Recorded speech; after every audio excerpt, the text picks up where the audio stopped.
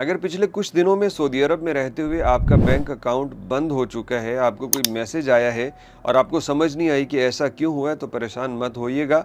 ये सिर्फ आपके साथ नहीं बल्कि बहुत से सऊदियों के साथ भी हो चुका है। हमने इससे पहले देखा कि जुर्मानों में 50% रियायत का ऐलान हुआ, फिर 25% रियायत का तो अभी भी ऐलान चल रहा है। इसके बावजूद भी जुर्माने बर वक्त अदा नहीं हो पा रहे, जो फंड था वो टाइमली इकट्ठा नहीं हो रहा। तो इसको पंक्चुअल करने के लिए, इसको ऑन टाइम करने के लिए उन्होंने ये कानून बनाया था कि ऐसे तमाम अफराद जो कि अपना जुर्माना बर वक्त अदा नहीं करेंगे, उनके बैंक अकाउंट सीज कर दिए जाएंगे।